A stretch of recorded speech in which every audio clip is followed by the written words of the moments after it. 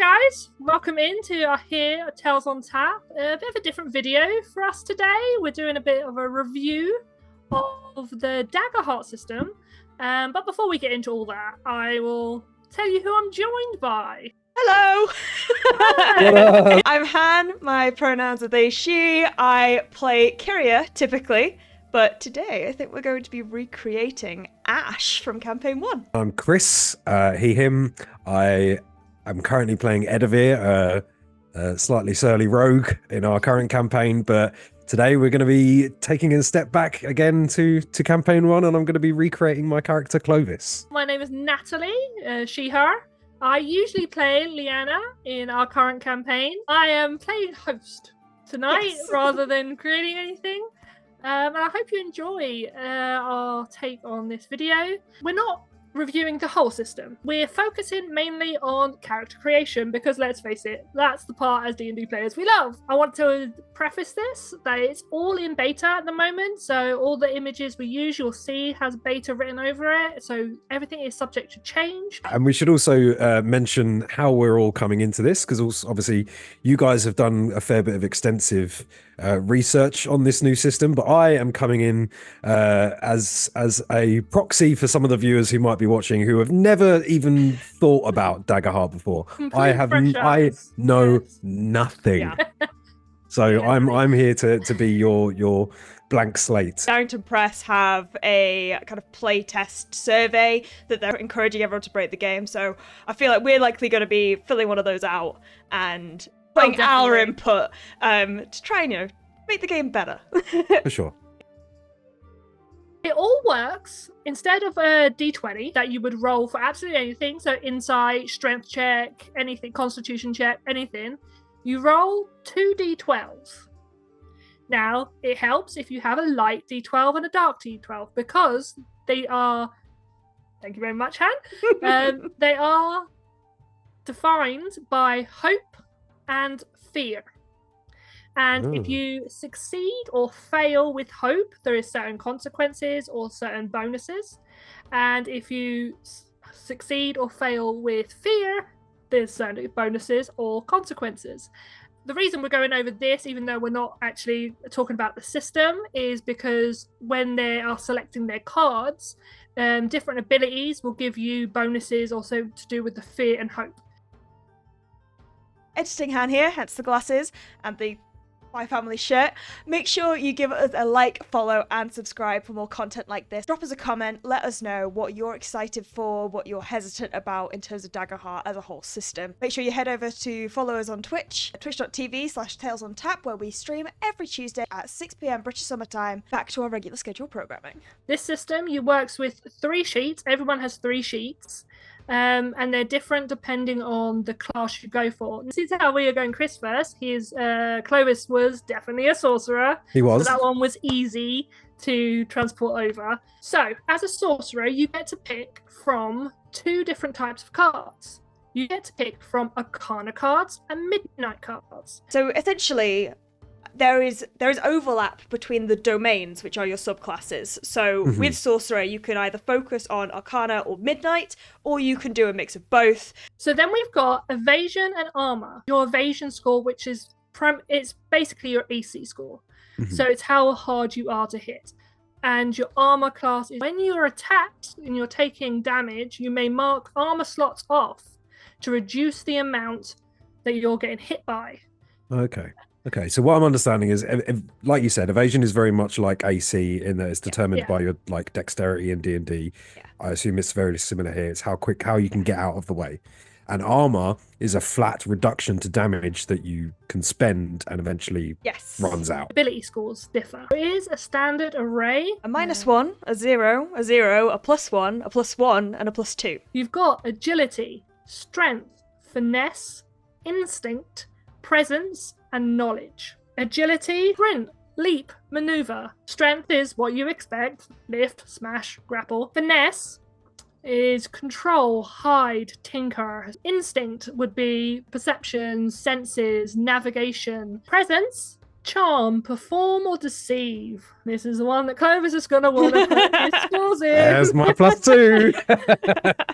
And then finally, knowledge, which is recall, analyze, or comprehend. Probably my favorite thing of this change, recall. I don't like the way history is the skill that you use to remember things that your character knows. Yeah, I it should really be a like the fact that memory they, thing, I really like the fact that they've actually designated that memory is a skill, and Yeah. it's a skill that I don't possess personally, so I know how valuable it is. Kyria, -5. Yeah. Also, hit points. You can see directly above it, you've got hit points and stress. You have a certain amount of hit point slots, and as you level up, you can spend your level up to get another hit point slot, or you spend it on something else. So that's the way you increase your hit points. But if I hit you for 30 damage, that is more than likely going to be a severe. So because you're going to have a number for your minor, major, and severe hit point threshold. Yeah. So say your minor might be 5, your major might be 10, and then your severe might be 15. If I hit you for 16, you're going to take a severe, which you have to take 3 hit point slots off. Okay. Yeah. So the damage isn't necessarily reflected against your HP pool. No. It just determines how bad of a hit you take. Yeah. That's it. Okay, yeah. So I'm reading here. Start at -3, major 8, severe 13. Yeah. So if someone was to hit me for 2 damage, I would take no damage. No damage. Between 3 and 8, you take 1 point of damage. And between 8 and 13, you take 2. And then above 13, you take 3. Essentially, on this here, you've got 1, 2, 3, 4, 5, 6 HP. Start with 6. Yeah. It seems Gotcha. minor, but when damage is being kind of Broken filtered down. through these Yeah. thresholds, and it can also be a lot easier for people who aren't so mathematically inclined and don't have to subtract That's what I was 37 thinking. from their hit point total. They just go, okay, 37's in the severe, let's take 3 off. After that, you've got a slot for your hope. So every time you roll and you succeed with hope, you tick off one of those boxes and you can then spend them on other things. Experiences, you can take them from the books, but you can make them up, which is the brilliant thing. Your experience can give you advantage on different things. So Clovis, you were a proper bullshitter. You could have something along the lines of Master Deceiver or something like that. That is really personal. Cool. Okay, so coming back to the whole character creation aspect of what we're talking about, are these experiences things that you would draw from your backstory and begin with as a character, or are these things that you can also gain throughout the campaign? You can add to your experiences, so they don't have to be pre-game experiences. So I think you start with 2. Then gold works slightly differently. Handfuls, bags, chests, hoards, and fortune. So a question about that: would I be able to break down the bag of gold into 4 handfuls of gold or something like that?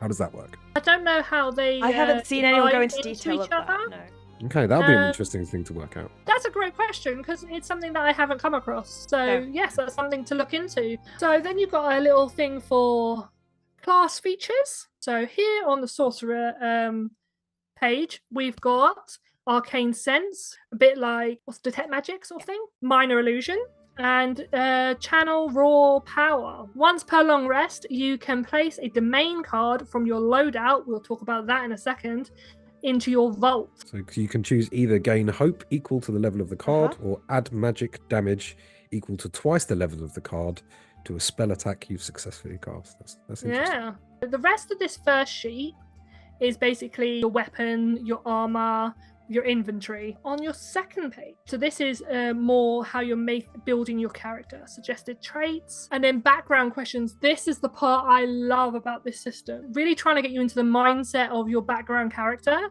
and then the connections. So Clovis could ask Ash, why do you trust me so deeply? Building backstory at the table with other people. And also, I'm noticing here as well, which sort of calls back to a previous thing. At the bottom of the background questions, it says, then work with your GM to generate 2 starting experiences for your character. Yeah. So you begin with 2 based on your backstory, which is cool.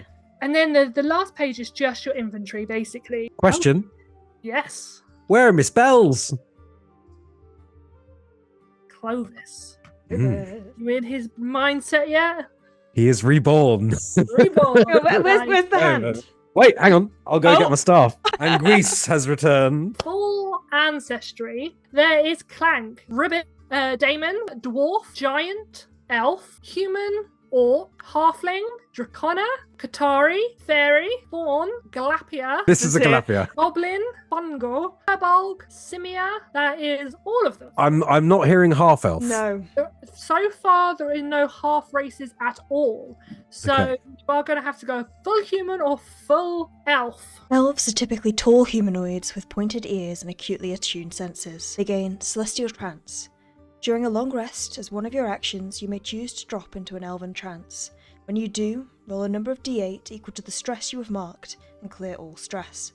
If any of these dice have a matching value, also clear all hit points. Okay. Well, basically, it gives you a chance to clear your stress. Yeah. Human, on the other hand, Those of human ancestry are most easily recognised by their dexterous hands, rounded ears, and bodies built for endurance. They gain perseverance. When you fail a roll that utilised one of your experiences, you may spend a hope to re-roll. You must take the new result. like Doesn't that. doesn't sound like Clovis. Clovis. So I think looking at these, Clovis is falling definitely more into the elven. He doesn't let too many things stress him for too long. So I think Yeah. that celestial endurance, being able to reduce his stress, is something that resonates with that character. So yeah. Next, we have community. So we have highborn, ridgeborn, seaborn, underborn, wildborn, loreborn, orderborn, wanderborn, or slyborn. So I want to see highborn, I want to see wanderborn, and I want to see slyborn. Clovis is a character who was born a lowborn by the name Gavin. And when he left home, he created Clovis as a highborn noble so that he could get himself in those kind of circles. So Okay. we've got highborn. Being a part of a highborn community means you were born into a life of elegance, opulence, and prestige within the upper echelons of society. You gain inheritance. You have advantage on any rolls you make when consorting with nobles, negotiating prices, or leveraging your reputation to get exactly what you want.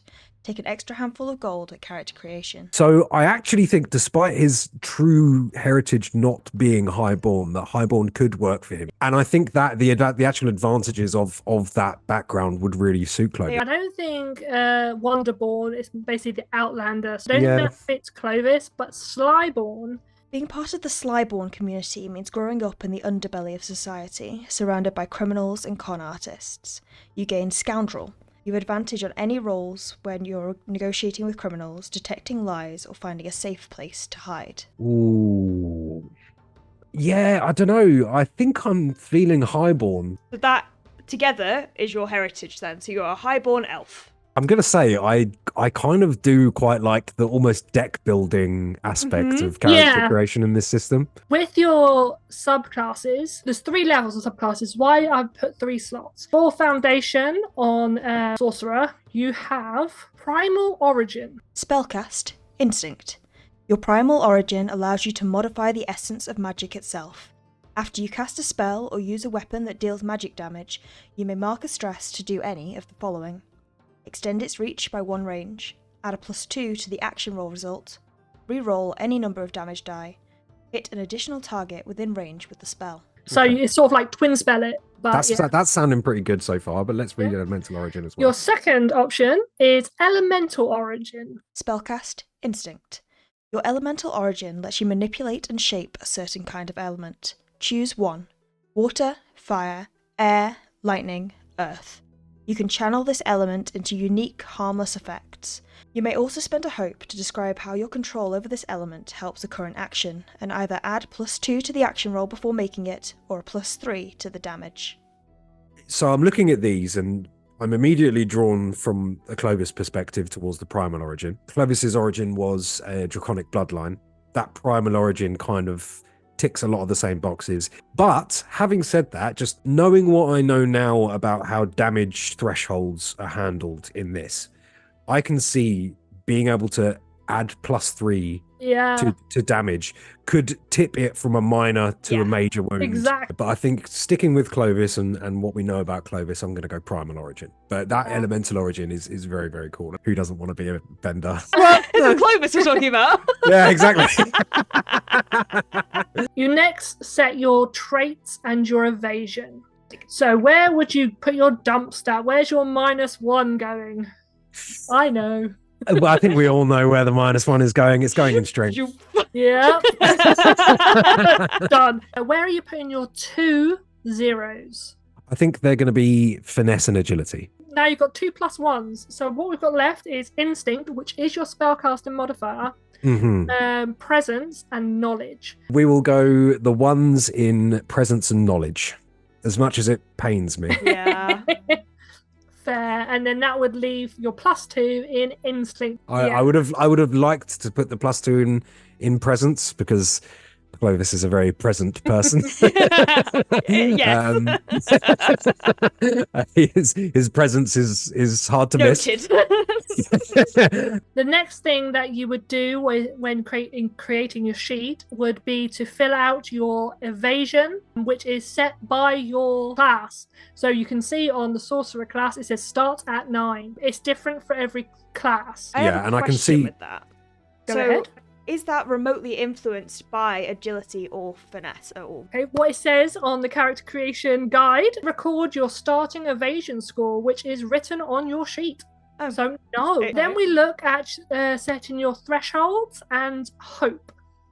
Each class will start with its own damage threshold. 3, 8, and 3, 13. 8, and 13. Then take 2 hope at the start of the game. So you start with 2 hope. Well, that's So, nice. yeah. You would then pick your weapons. I don't think we really need to get into the weapons because we're not actually using the characters.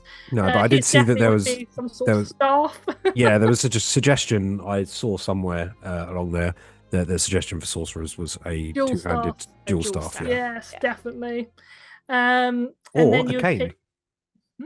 Then you would flavoured pick dual your staff. starting armor, and fill those details in as appropriate. Uh-huh. You would do the descriptive parts, so the background questions and the connections. Uh-huh. There's no point us doing those as they're already established characters. Or what did you do to make people in your community not trust you? I've just written traitor. Oh yeah. And then we take our domain deck cards, which is my favourite part of this. Each class is made up of 2 different domains. Yours are Arcana and Midnight. Midnight. At level 1, you get to choose 2 cards from the level 1 deck. These look fun. I haven't looked at the sorcerer ones yet. So we'll go through them one by one, and you can pick 2. Unleash Chaos. At the beginning of a session, place a number of tokens equal to your spellcast trait on this card.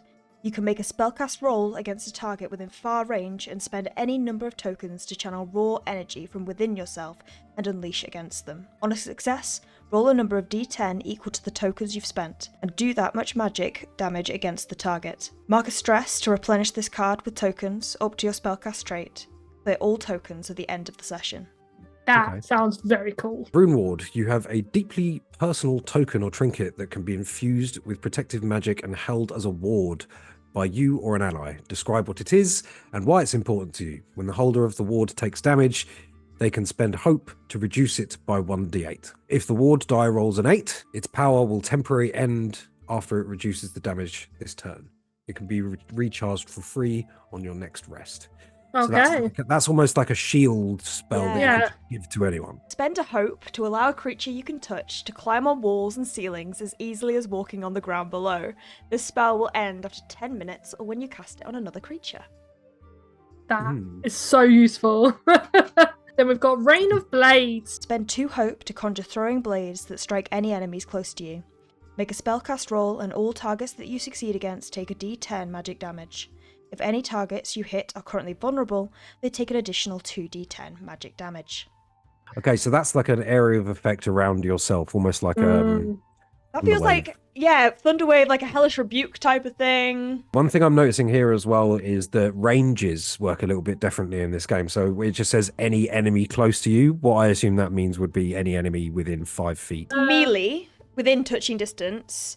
Very close, 5 to 10 feet. Close, 10 to 30 feet. Far, 30 to 100 feet. Or very far, 100 to 300 feet. So yeah, this ring of blades affects everyone within 10 feet, basically. Then Yeah. And then we've got Pick and Pull. you have advantage on any attempt to pick a non-magical lock, disarm a trap, or steal an item from a target, either through stealth or by force. And then finally, Uncanny disguise. When you have a few minutes to prepare, you can mark a stress to don the facade of any humanoid you can picture clearly in your mind. While disguised, all presence rolls to avoid scrutiny have advantage. The spell will begin to fade after 1 hour.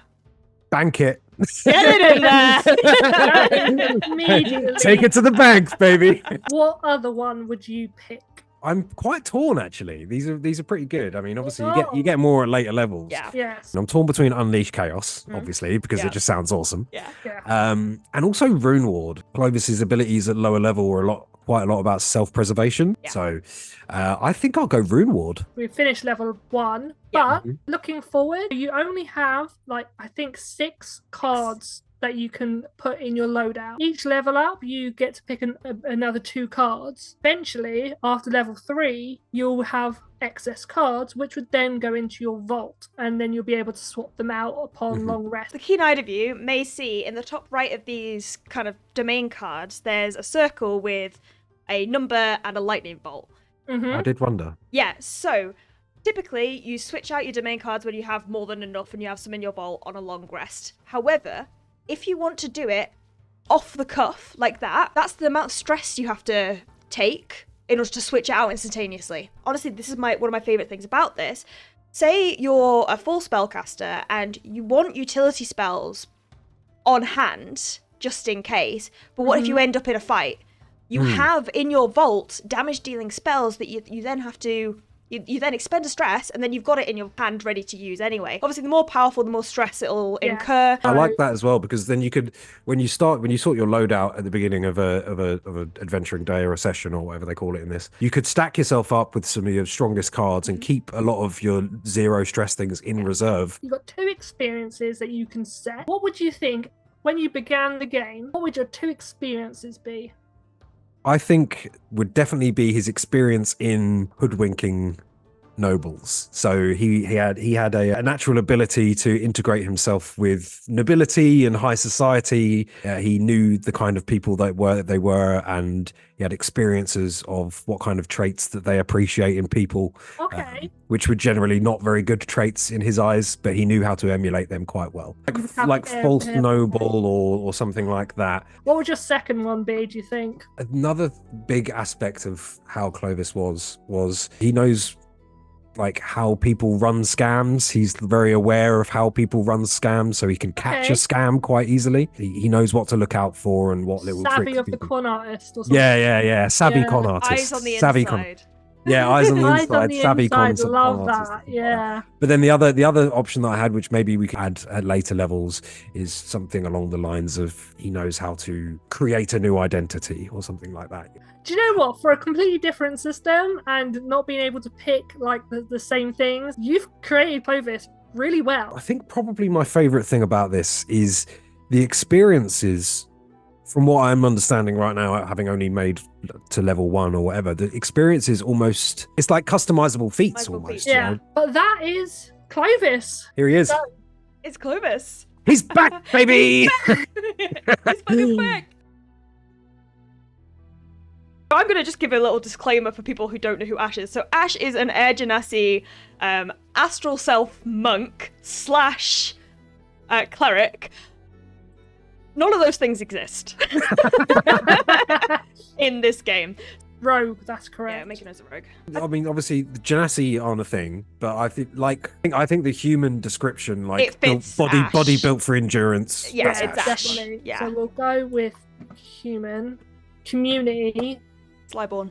Her background was urchin in D&D 5e. She had to fend for herself. And she also got involved in the criminal underbelly of Yata, hence why Slyborn. Right, subclasses. So you've got Syndicate or Nightwalker. Oh, okay. Oh, they sound badass. Okay, I'm excited. Spellcast Finesse. When you arrive in a heavily populated town or city, you know somebody that calls this place home. Give them a name, note how you think they could be useful, and choose one from the list below. They owe you a favour, but they will be hard to find. They're going to ask for something in exchange. They're always in a great deal of trouble. We used to be together. It's a long story. I mean, there's some Okay. familiarity there. We found one. We didn't part on great terms. So just for the funds, let's go through Nightwalker. Shadow Stepper. You can move from shadow to shadow. When you step into the shadow cast by another person or object or an area of darkness, mark stress to disappear from where you are and reappear inside of any other shadow you can see within far range. Oh, that would be so handy. That's really interesting because I made Ash a Shadow Monk in Baldur's Gate, so I've been playing her as a Shadow Monk. I think Syndicate fits her much better. I think so. The amount of people she knew, no matter where we went. Yeah, we'll go Syndicate then. It's Ash. Sprint, leap, and maneuver. Yeah, come on. That's gotta be +2. I'm not min-maxing this. That's +2. And then I can't help myself. +1 for finesse and put -1 as presence. I'm gonna go instinct as +1, and then I'm gonna go strength and knowledge as 0. So my minor is 4, my major is 9, and my severe is 14, and it's Mark 2 hope off at the start. Oh, I want to have a look at weapons actually for Ash, just quickly, because I've noticed that it's weird. So a rapier, the trait you use is presence. Like, surely that's finesse. I mean, they have finesse in the game, but... It's going to be a quarterstaff, isn't it? Sick Bros. Sick Bros! Level 1 domain cards. Yes. Inspirational words. You can imbue your speech with enhancing power. You can mark a stress when you recite your words and choose an option from the list below to grant to an ally who hears it. Clear a stress, heal a hit point, or gain a hope. My negative charisma character getting inspirational words. I love it. Hell yeah. Yeah, good job it doesn't rely on the stat. Yeah. Pick and pull. You have advantage on any attempt to pick a non-magical lock, disarm a trap, or steal an item from a target, either through stealth or by force. So, what would your experiences be? Street smarts. Street smarts, yeah. In terms of being able to reach the underbelly of a city. Fitting in amongst the sort of more downtrodden areas of the city and stuff like that. And then throw something monkey in there. Well, this is where I'm thinking. So thing is, the way I would do it, I don't think it really works because it would be kind of like meditative stance to clear a stress. But that'd be something I think would probably come if they added monk. It might be something they would add later on. So I'm wondering if like some kind of brawler. Fast hands or something. And then that also might gain some advantages to intimidation and stuff like that as well. Yeah. I mean, it's very different, and it's. I'm more interested in seeing how it works in practice than I thought I would be. Yeah. There is aspects of it that feel more restricted, but that said, a lot of the other aspects of the character building, and particularly like the experiences and stuff like that, and the way some of the other abilities and skills are worded and the things that they cover, I think it leaves a lot more open to like customization. Absolutely. And I think if I was going to DM this, I would probably start my players off at like probably level 3, just so they have the extra things, because like you say, it is fairly sparse of your abilities in the beginning. One aspect I really like that I think some people might see as a really good thing, some people might see it as a hindrance, is the collaboration with the DM on your character. It's not a quick generate a character sheet situation. It took longer it's than not. we thought. Yeah, it's not quick. I really love the whole cooperative building. I love that. Yeah, I think overall I'm definitely intrigued. Having been through this, I'm more intrigued than I was when I started. I did anticipate being maybe dissuaded through the character creation from what I've heard, but having actually gone through it now, I can see the benefits and the advantages of a system like this, and it is interesting. And I think you need to kind of refresh your brain and throw out some of the expectations that you have from other 100%. tabletop RPGs. This is a brand new thing, obviously. Standing on its own, it's a really interesting system. I think certainly from my point of view, I've only ever played 5e. While this is a very different system, I see it as very positive. All the things, the differences, I love. I can't wait to, they might be similar to some other systems that I'm just not aware of. But I would love to want to run or play in short form campaign. At the end of the day, it's a fantasy role-playing system that is in open beta. It is bound to change, it's bound to improve, and it's bound to, you know, some things it'll do well, some things it won't do well. That's why we're doing this. That's why we're reviewing it. My core takeaway, I want a monk. Yep. It is in a good position for having just been released, essentially. I think they've got a good foundation here to really build something that is interesting. And the core of it that's there right now, to me, is not off-putting. The opposite. It's something I want to explore. Yeah. So how many Zaylers out of 5 would you give the system? I mean, it's our logo, dude. I give it 4 chaiselongs out of 5. 4 chaiselongs for Clovis, and I give it 4 flurry of blows and a stunning strike. ooh, nice. Which never works, so it's 4 flurry of blows. Yeah. And 2 wasted key points. And 2 wasted key points, yes. I would definitely give it good 4.5 salt cauldrons. Yeah. Like, Oh God, that's morbid. well, with that, I hope you enjoyed our little video, our long video. And if you made it to the end, drop us a comment. What would you want to add into the game? What are you missing from the game? What is your trepidations? Bye. I've already done that. Bye. I'm just going to blow my nose while we're doing this little break. Oh, that's I blew my nose. That's so heavy. Technical difficulties.